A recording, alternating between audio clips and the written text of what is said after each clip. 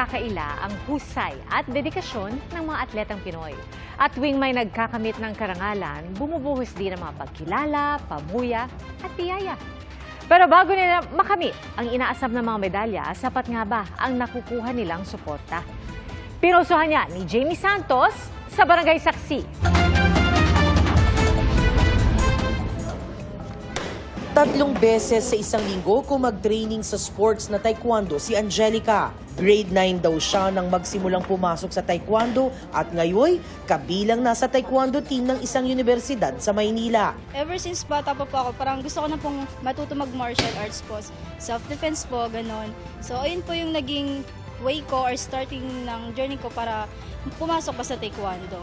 Malaki raw ang naitulong kay Angelica ng sports. Kamakailan nga, nanalo siya sa isang competition sa Local Colleges University Athletic Association. Pangarap din daw niya mai-represent ang bansa sa isang malaking kompetisyon sa abroad. Sana nga lang daw, suportahan ng pamahalaan ang mga tulad niyang nagsisimulang atleta.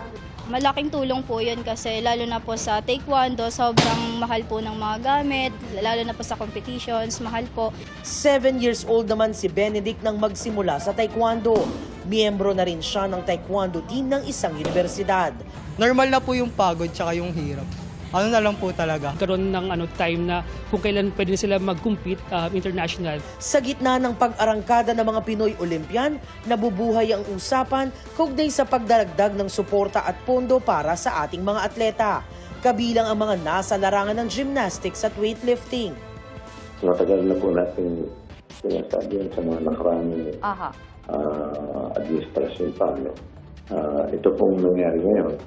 Tayo pong Pilipinas ang isa sa pinakamababang may budget sa sports. Pagdating po sa ASEAN countries, tayo po ang pinakamababa. Tayo naman nung meron lang gintong medalya sa ngayon. Pinupuri po at nagulat po yung mga kapitbahay natin, mga leaders po ng kasama namin dito ngayon sa Paris. Si Pangulong Bongbong Marcos makikipag-usap daw kay Carlos Yulo. Pagka nagkita kami, itatanong ko sa kanya, ano pa maitutulong ng pamahalaan para mas dumami ang ating mga medalists sa Olympics. Tinanong din namin ang mga kapuso online kung ano-ano ang mga dapat gawin ng gobyerno para masuportahan ang mga atleta. Sagot ng isa, dapat may maayos na subsidy at mas mataas na budget allocation para sa mga atleta. Dapat dagdagan o i-improve ang mga sports center, sabi ng isa pa. Marami raw kasing atleta ang hindi kayang magsanay sa mga private training center. Sagot ng isa pa, kailangan ng mga pasilidad at gamit na high-tech at kayang makipagsabayan sa mga nasa ibang bansa. At dapat may suporta rin sa mga trainer at coach. Bukod yan, sabi ng isa pa, dapat pantay-pantay ang ibinibigay sa mga atleta para walang napag-iiwanan. Para sa GMA Integrated News, Jamie Santos ang inyong saksi. Mga kapuso, sama-sama tayong maging saksi.